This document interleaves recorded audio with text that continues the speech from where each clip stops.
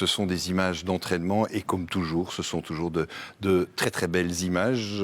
Mais si je vous ai invité aujourd'hui, ce soir, dans cette émission Culture en prime, c'est parce que moi, la première question que je me pose, qu'est-ce qu'on prend dans sa valise, qui ne doit pas être très grande? Est-ce qu'on prend un livre? Est-ce qu'on a des références culturelles quand on part pour un long voyage? J'ai justement eu les premiers cours pour m'expliquer ce que j'allais pouvoir prendre et la valise, elle a plus ou moins cette taille-là.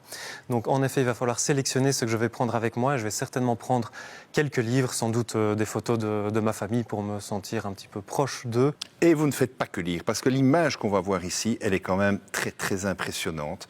C'est une image sous une montgolfière. Et qu'est-ce que vous faites? Vous jouez du piano. Et vous jouez un morceau aussi que vous aimez particulièrement bien, la sonate au clair de lune de Beethoven. Les images sont belles. Ouais. Et pourquoi le faire sous une montgolfière et pourquoi ce morceau-là? C'est quelque chose qui nous faisait rêver. Donc Fred, que je salue au passage, qui est le pilote avec moi en dessous du ballon, est aussi musicien et on voulait jouer quelque chose. Et la sonate au clair de lune, c'est un morceau qui m'a accompagné longtemps parce que souvent quand on est musicien, on apprend un nouveau morceau et puis parfois on se lasse. La sonate au clair de lune a quelque chose de spécial pour moi, qui est que ça reste toujours aussi magique de jouer cette sonate au clair de lune. En tout cas, ce qui est magique, c'est en tout cas de jouer aussi sous une montgolfière avec de super paysages.